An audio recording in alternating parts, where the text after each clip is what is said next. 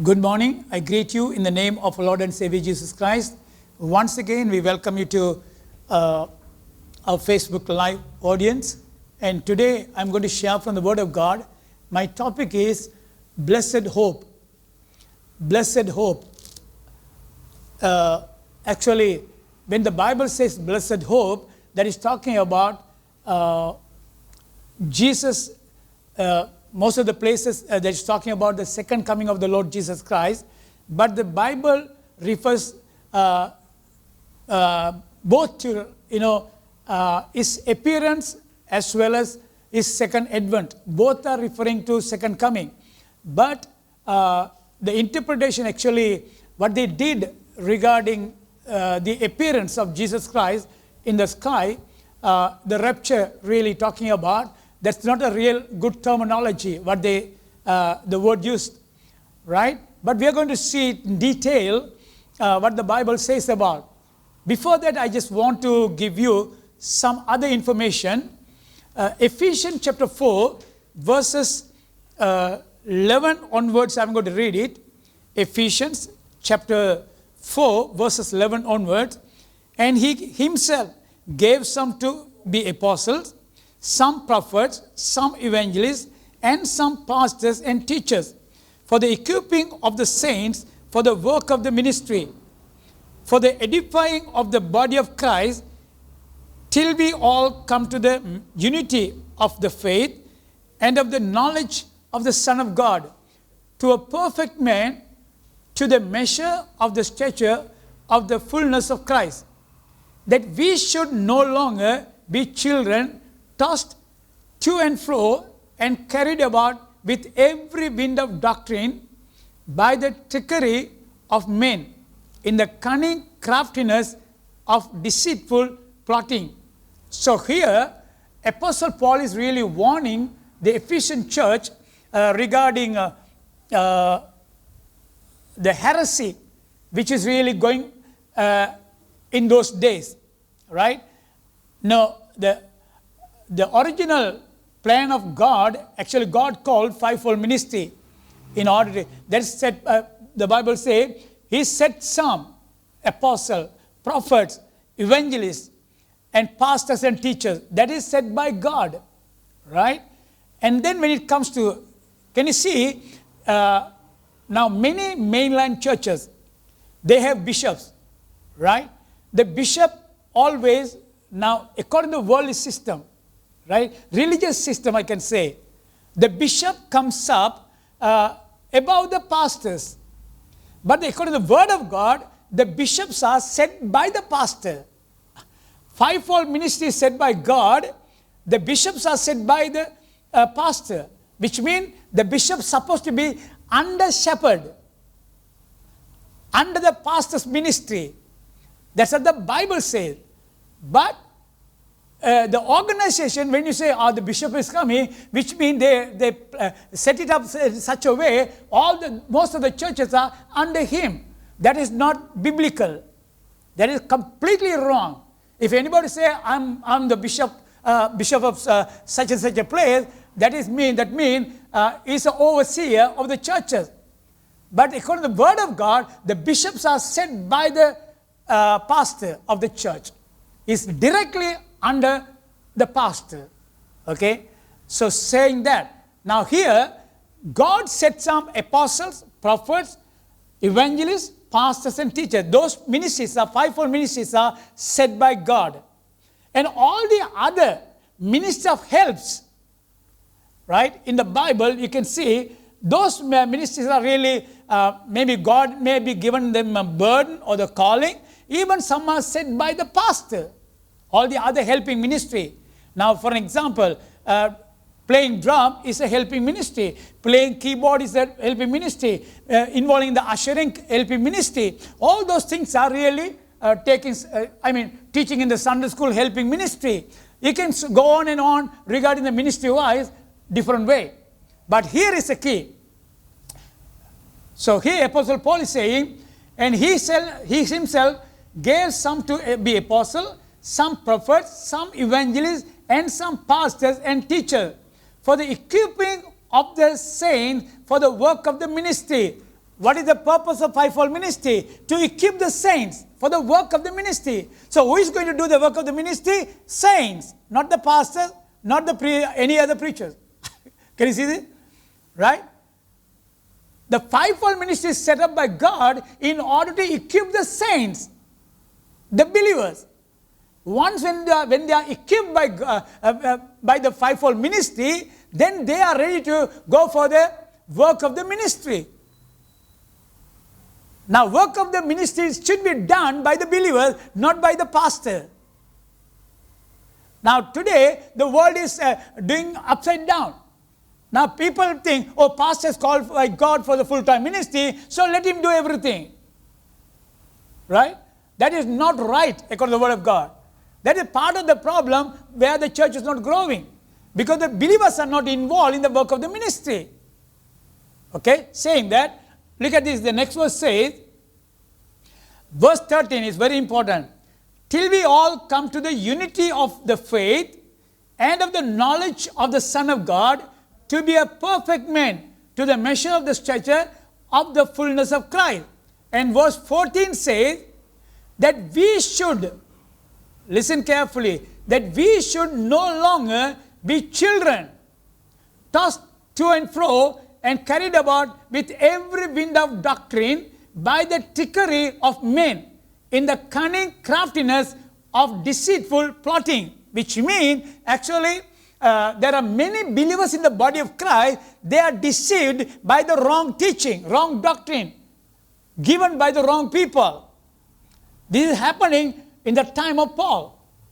When the Apostle Paul was doing the ministry, so he used to travel a lot because there was not many pastors are there at that time. So he used to, as an apostle, he goes and establishes a church, and then after a period of time, for a short period, what he does, first of all, he involves in the evangelistic ministry. Bring the people to the kingdom of God. And then he look after those people like a shepherd or maybe a pastor. He act like a pastor for a period of time.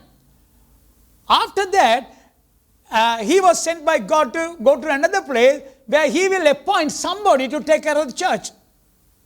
That's the way the church was built up in the early days, right?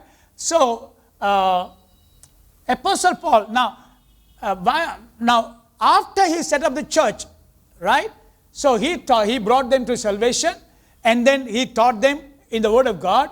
After, what happens is, after he leaves most of the time, the cunning people, crafty people, with the wrong doctrine, they'll come to these places and deceive the people many ways. So the people, those who are not grounded by the word of God, those who are not rooted and grounded by the word of God, those who are not knowing the word of God properly, they were tossed and to. Right? Everywhere, everybody, whatever they say, is it so? Okay, then I'll follow that. Anybody can cheat anybody that time. Same thing happening even today. For me to preach this message in order to protect you all. Not to be deceived by God. Not to be deceived by any cunning people. Because the Bible says there are true apostles, there are true prophets, those are true evangelists, there are true pastors, and there are true teachers, those who are called by God for the full-time ministry. Right? But there are false apostles sent by Satan. True apostles are sent by God. False prophets are sent by Satan. In order to deceive people. Right? There are false prophets are there. Nowadays there are many prophets are there. Right? Anybody, they come to the ministry last week, and then they go for the full-time ministry, and then this week they call themselves, they are prophets. Yeah. Amazing. They don't understand the weight of the prophetic ministry. They just jokingly they take it. Oh, I'm a prophet because I gave a prophecy to somebody. Just because you gave a prophecy to somebody, you don't become a prophet. Maybe you may be giving prophecy in the church. That doesn't make you a prophet. Prophet is a man of God called for the full-time ministry. Secondly, he is a man who will dig into deeper truth from the Word of God. He will get deeper revelation from the Word of God. And also, he will be used by God in different gifting. Okay? I don't have time to go for that. But you have to understand. Just because somebody say, I'm a prophet, that doesn't make him a prophet. It's like this. I can sit on a car, sit on the roof of the car, okay, and call myself, I am a car, I am a car, I am a car. It doesn't make me a car. Just because I am sitting on top of the roof. That's not exactly happening in the body of Christ today. They put the label, I am a prophet, I am a pastor, I am a teacher. There are many people whom I know, they call themselves pastor. Right? They come and introduce to me, I'm a pastor. Immediately I ask, where is your church? They say, I don't have a church. So how can you become a pastor? If you are a shepherd, at least you must have one sheep. Hello?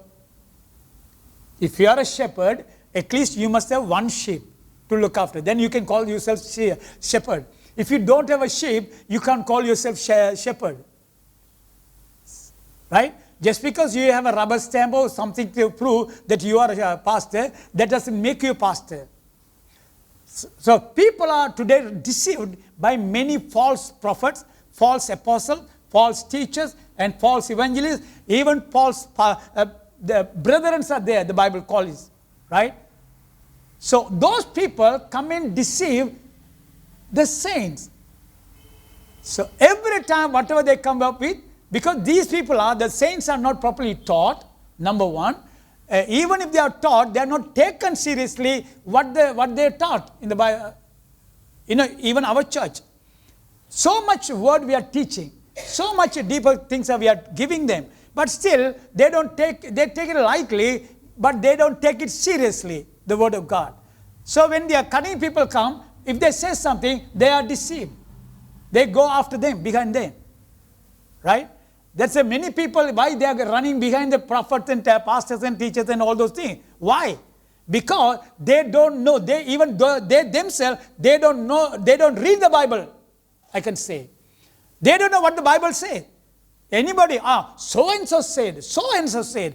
Who is that so-and-so? You got the responsibility, you have the Bible. But you're not supposed to be deceived by cunning people. Right?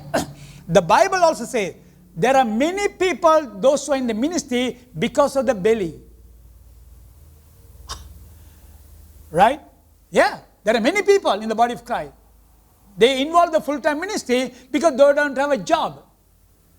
Most of them are not educated, so they can't get a proper job. But they find easy, if I take the Bible and go and preach somewhere, I can get the money. That's the main purpose. But they don't have the full-time, call of God. So whatever they feel, whatever they think, they just teach it. If they don't have anything, what they say, so-and-so said like this, so-and-so said like this. Right? You can't go by so-and-so. You must know what the Word of God says. Amen? So here, as a church, as a pastor, I want to warn the believer, you are not supposed to be deceived by anybody. Okay? Now, regarding saying that, actually, now my topic, as I said, my topic is blessed hope. Right?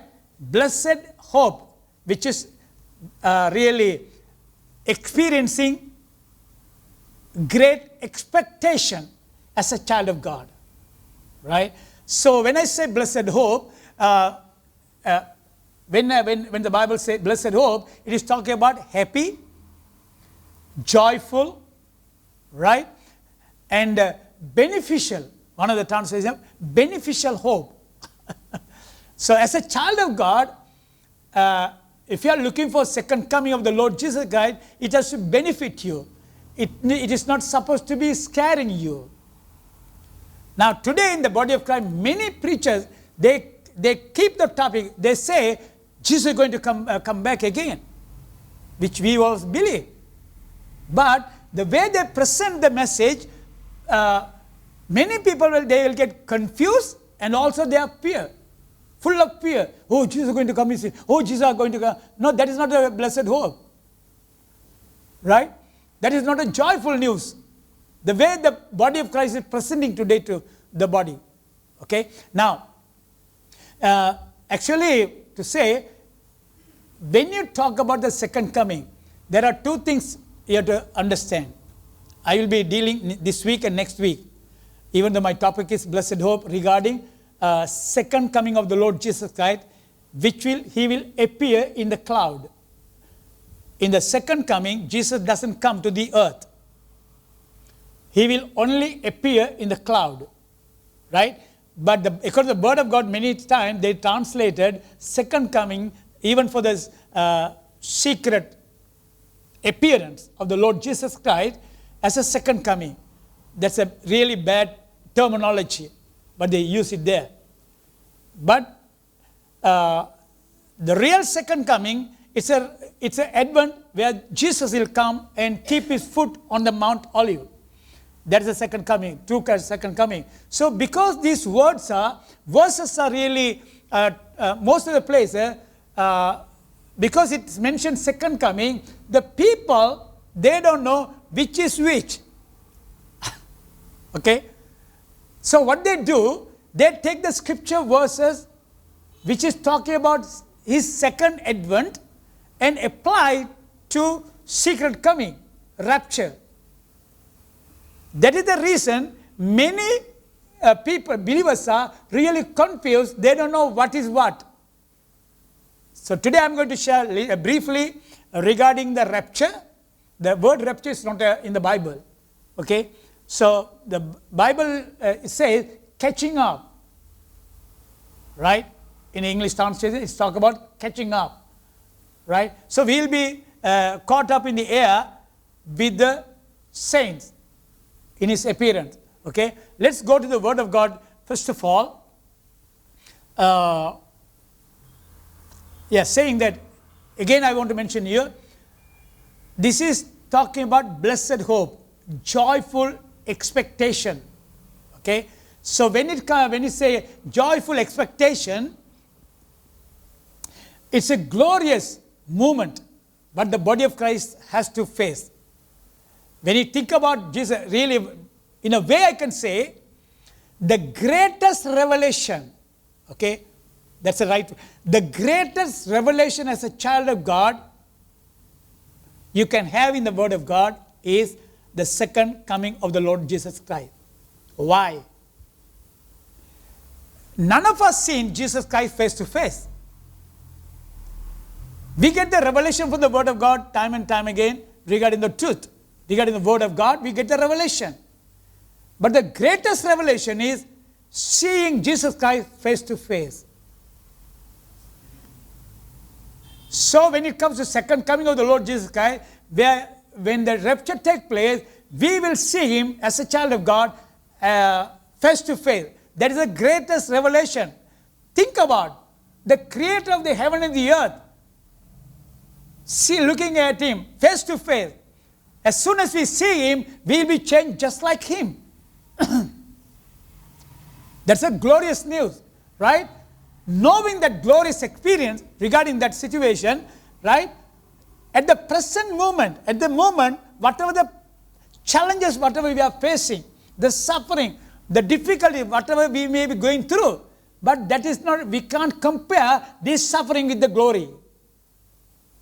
There's a great expectation. Sometimes what the people do, because of small problems, what they do, they give up. Oh, I don't believe in God. I tried this, I tried that, and I was really expecting this, I was expecting that, and I just give up. I'll tell you, as a child of God, if you give up because of the situation or maybe because of the pressure, you are losing a great blessing. Right? Comparing with the second coming of the Lord Jesus Christ, if you compare your life right now, whatever the situation you may be going through, that is, you cannot compare those things. Because such a glorious experience we are going to have it. Okay? Turn with me to Romans chapter 8. Before that, I want to show the scripture. Titus chapter 2, verses 13 and 14. Yeah, 12 and 13. Titus chapter 2, verses 12 and 13. Teaching us that, denying ungodliness and worldly lusts, we should live soberly, righteously, and godly in the present age, looking for blessed hope and glorious appearing of our great God and Savior Jesus Christ. See, teaching us that, denying ungodliness and worldly lust, we should live soberly, righteously, and godly in the present age, looking for the blessed hope and glorious appearing of our great God and Savior Jesus Christ. Right? Can you see that? Looking for the blessed hope and glorious appearing of our great God and Savior Lord Jesus Christ. Okay? So Jesus Christ is referring here as a great God. He is going to appear to us in the cloud. So the appearance of the Lord Jesus Christ is the real, what the Bible talking about, second coming, the rapture. Okay. Now go to Romans chapter 8, verse 18. For I consider that the sufferings of this present time are not worthy to be compared with the glory which shall be revealed in us. Can you see that? What Apostle Paul is saying? Romans chapter 8, verse 18.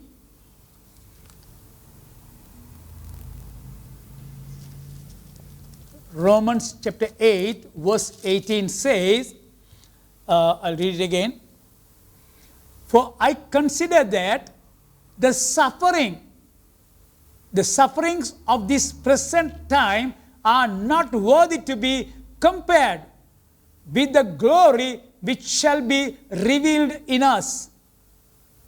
Right? Every time when Satan tried to attack you, every time when Satan tried to attack you in various ways, always think about the glory of the Lord Jesus Christ. This present time, whatever we are facing the challenges, it is not worthy to compare with the second coming of the Lord Jesus Christ. That's such an experience, such a glorious expectation, we are going to have it. Okay? Now, when you say hope, blessed hope, it is not sometimes when you say hope, oh, I hope it will happen. It is not talking about that. It is assurance, it's guaranteed expectation of the Lord Jesus Christ. Most of the time when you say hope, that is sometimes it can happen or it may not can happen. That's what now you see the modern theology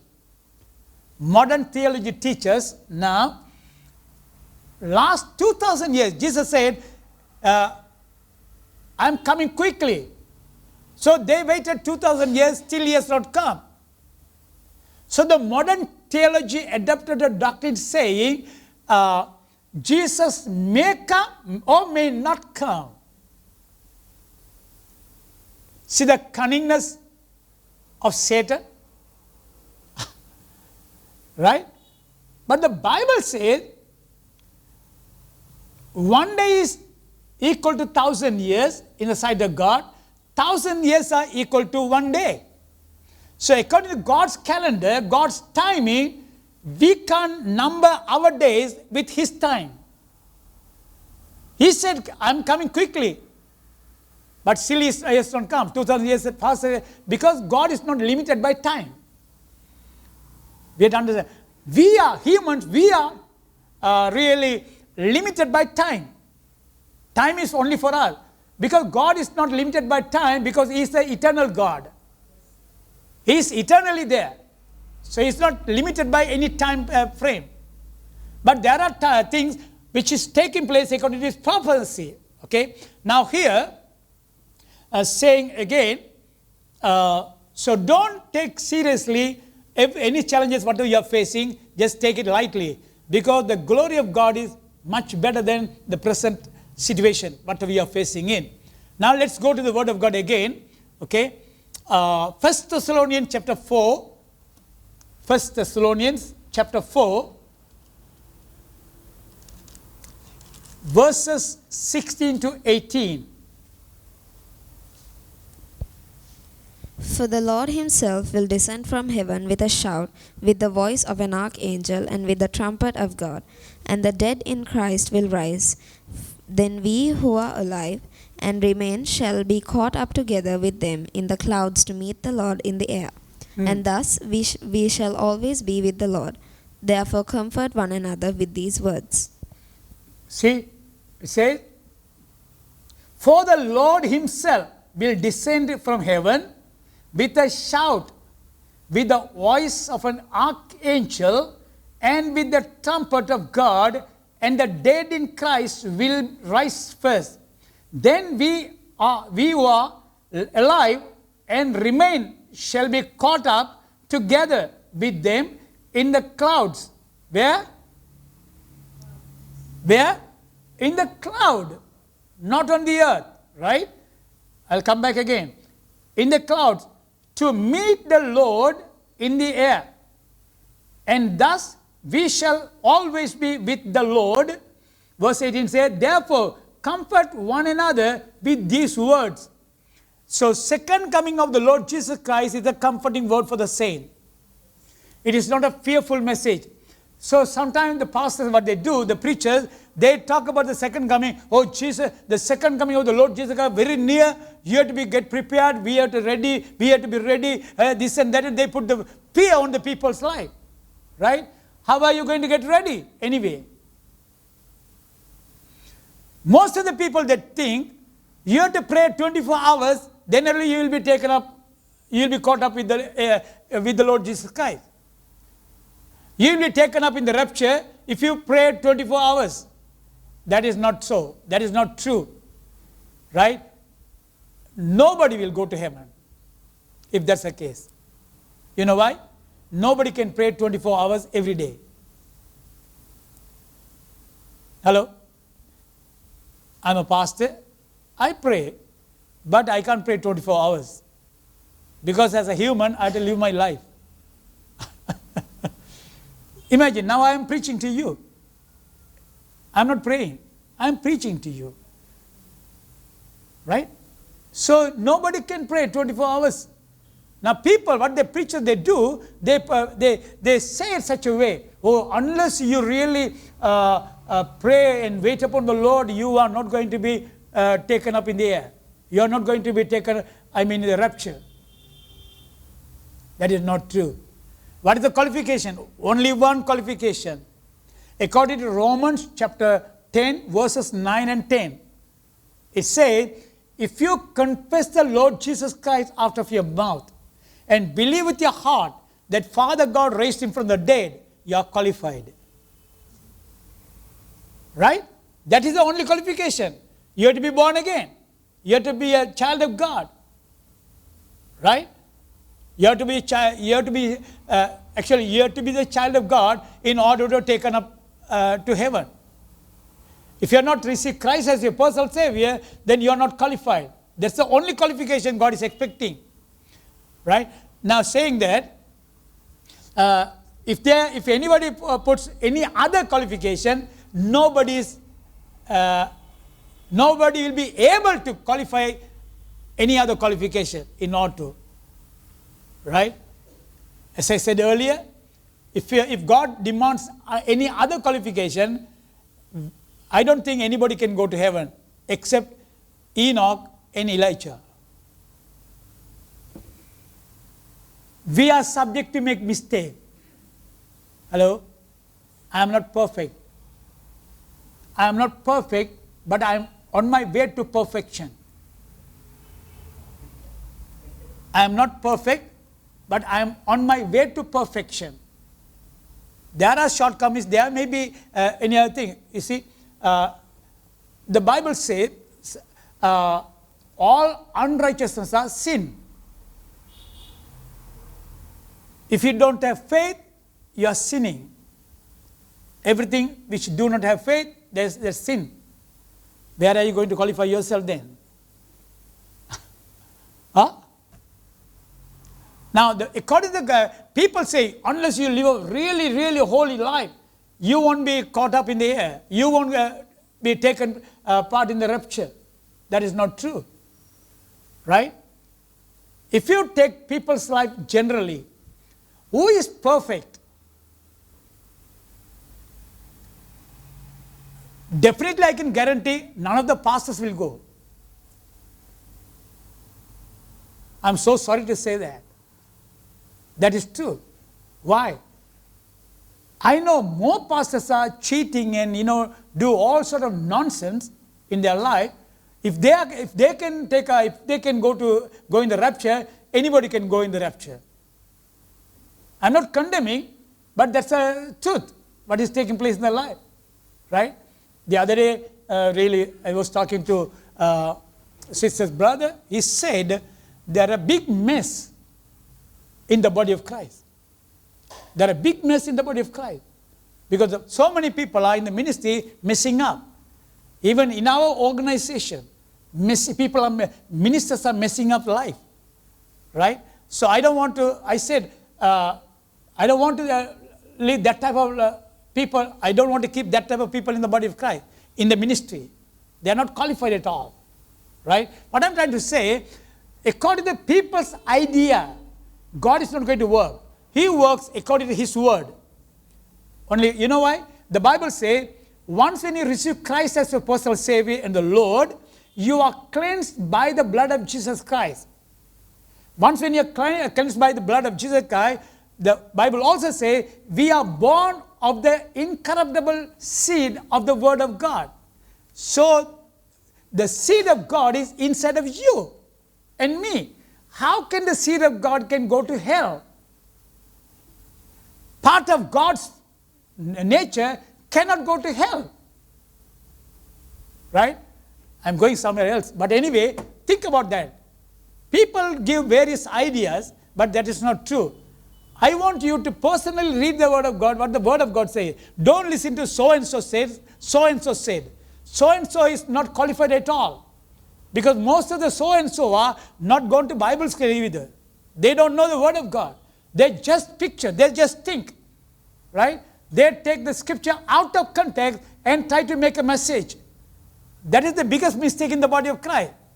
So, that's what's happening even between these two. Between the rapture and the second advent. They mix both the scripture, they take the scripture out of context and try to place there. Right? I'll prove it to you next week if I get a chance. Okay? So now go to, again, 1 Thessalonians chapter 5. 1 Thessalonians chapter 5, verses 1 to 11 I have mentioned there. But, oh Jesus.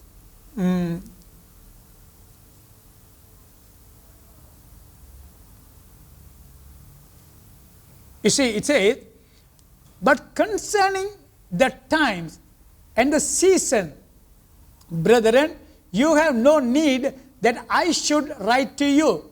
For you yourself know perfectly that the day of the Lord comes as a thief in the night.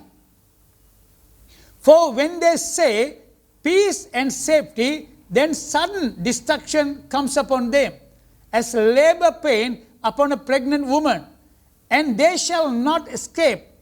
But you, brethren, are not in darkness, so that this day should overtake you as a thief. You are all sons of light and sons of the day. We are not of the night, nor of darkness. Can you see that? We are sons of the day. We are walking in the light. Okay? Therefore, let us not sleep as others do, but let us watch and be sober. For those who sleep, sleep at night, and those who get drunk are drunk at night. But let us who are of the day be sober, putting on the breastplate of faith and love, and as a helmet the hope of salvation.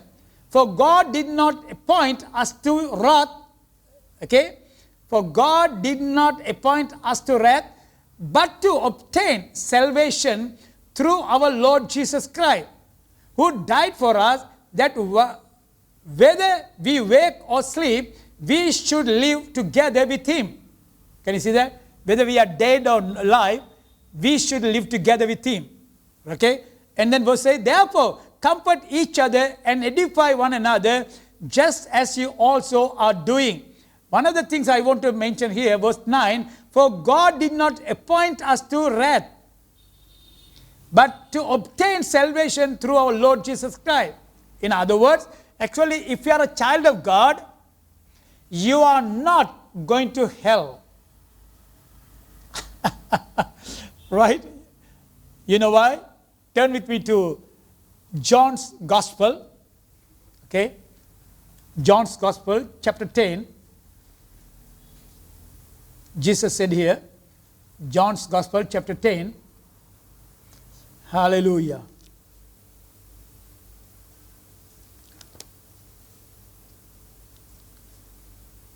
Oh, Jesus.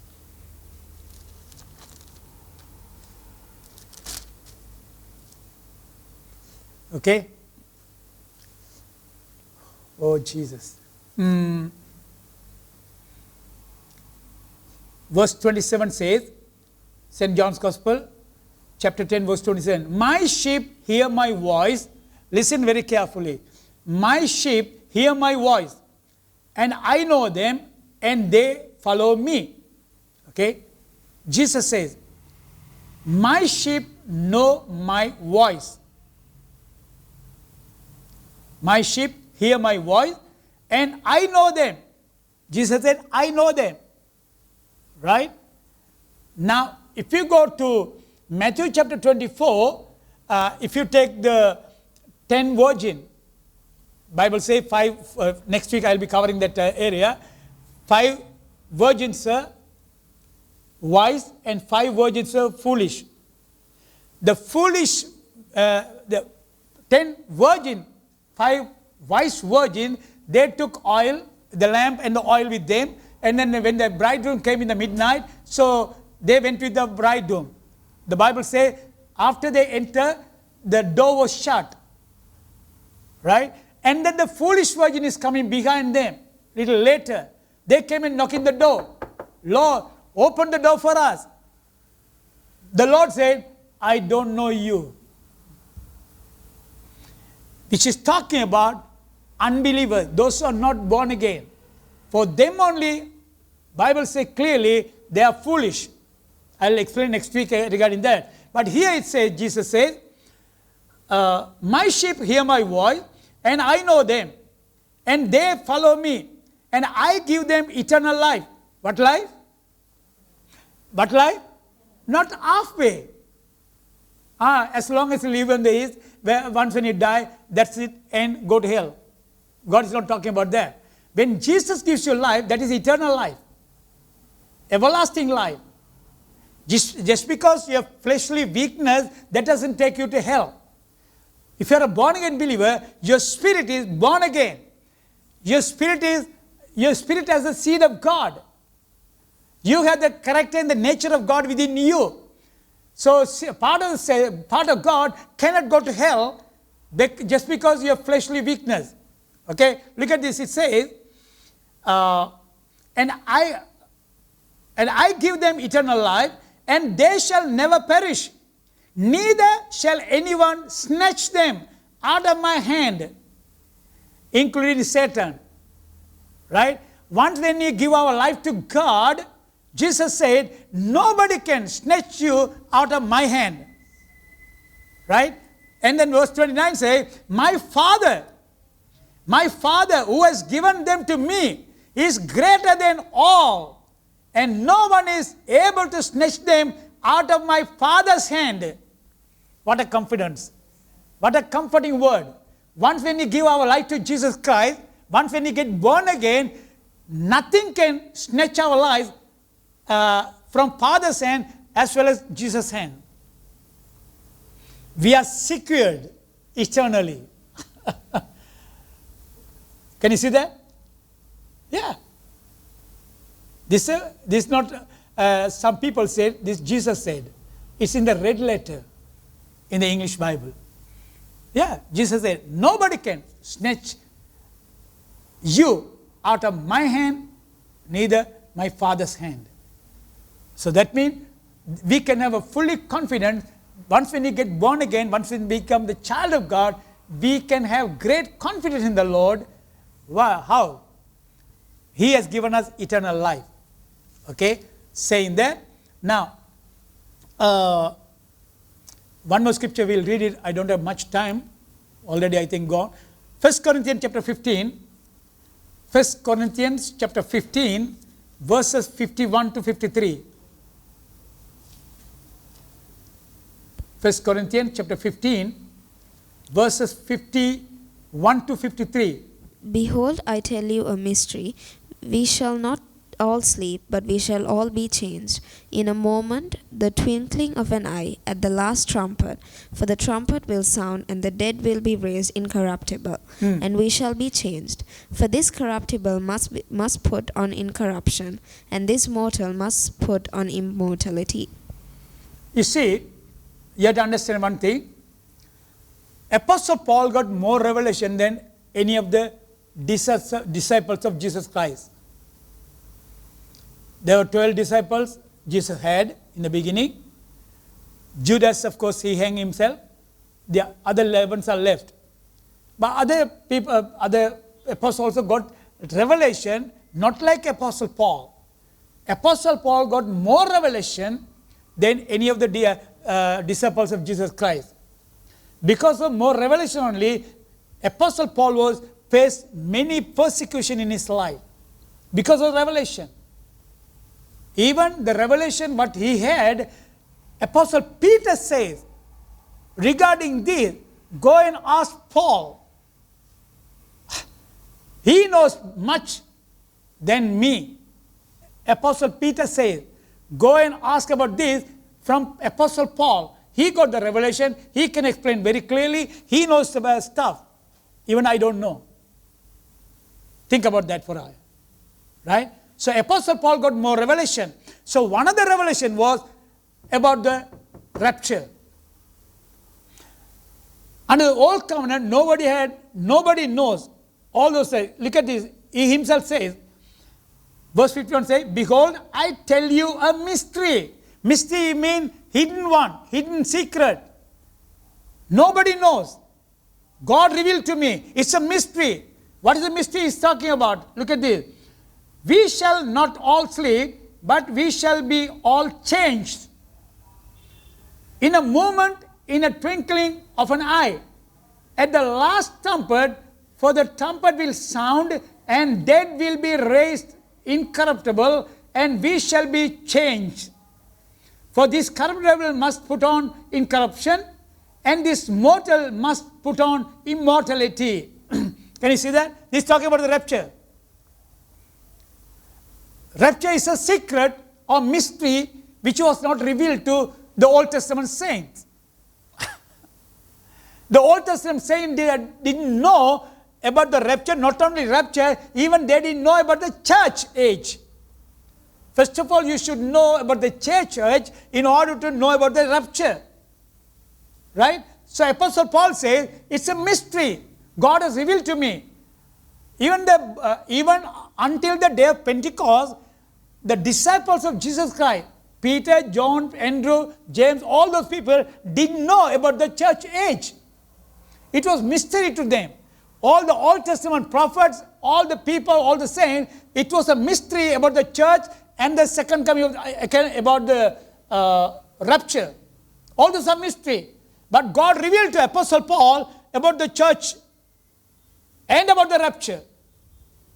Right? Then he says, when Jesus appears in the cloud, what happens? Those, within the twinkling of an eye. Right? It's like this, when your eyes are open, just close it and open again. How long it takes? Not even a second. Right? The rapture will take place like that. So all the dead will come to life, and then those who are living, we all will be changed. In other words, the corruptible, actually this body is supposed to be destroyed or corrupt. But we will be changed to our, our body will be changed to glorious body. The glorious body which Jesus had after the resurrection. Right? Those who are in Christ, those who died in Christ, it is not, but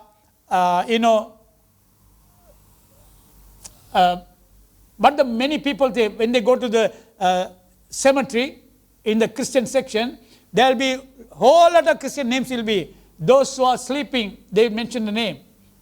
Those who are dead in Christ, they mention their name. Not all of them. Because they are born in a Christian family, they have the Christian name.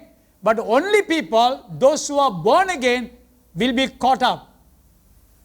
They will be resurrected. Right? They will have a resurrected body. Those who are alive, our body will be changed. How quick? Twinkling of an eye. Right? So sometimes people think, oh, when Jesus comes, the last minute I will say, Lord, I believe in you. That won't make even if it is twinkling of an eye, that is talking about just like that, not 1 second. You don't have time to speak words. Such a quick way that will happen, the rapture. So don't wait till the last minute. You might miss the first flight. Some people, they don't believe in rapture. Let them stay. I don't care. But I am going in the rapture. That's a promise of God He has spoken to His children, to the body of Christ. Amen.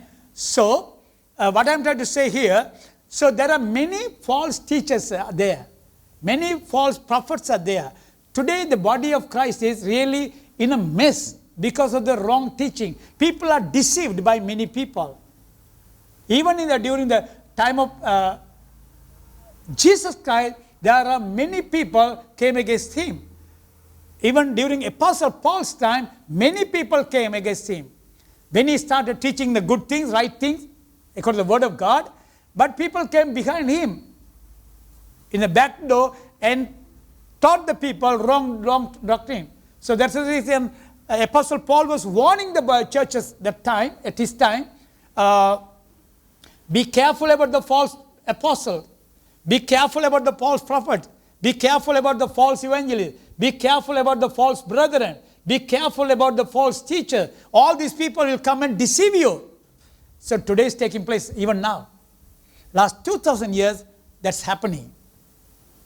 Now today, you see, it's amazing for me. I'm in the ministry for more than 43 years. Okay, full-time ministry I'm talking about, full-time ministry. Before that, I did ministry when I was at the age of 17. I started helping in the ministry. Okay, now so much experience. It's amazing. People get born again 1 month before, and then 2 weeks later they commit themselves for the full-time ministry. 3rd week they call themselves as prophet. Yeah. What's your name, brother? I'm prophet so and so. Right? What a cunning, crafty work. So whatever they do, whatever they think, they preach to the people. Oh, this is what God revealed to me. I got the revelation from God. But when you compare with the Word of God, whatever they talk, it's utter nonsense. Right? Now today, why I'm giving this message? Because there are many people are deceiving today. I don't want any of my believers getting deceived by false people. Okay? You see, now there's a teaching going on in Colombo surrounding area. Right? They are proving from Old Testament, they take couple of scripture from the Old Testament and saying, this is talking about Antichrist. He's going to come. He's going to rule and reign. So we have to get prepared. For what? There are people, they are saying, oh, we have to gather really rice paddy. Okay? And during the tribulation period, we can be safe. Collect some good soap. People are collecting soap. Why? It won't get, you can keep it. It won't get, wasted over what it is. That means they are not going in the rapture. They themselves contradict themselves. They don't know whether they will go in the rapture or not. They are not sure. If they are not sure, that means let them stay. But you and me, we are not supposed to get deceived by this wrong teaching.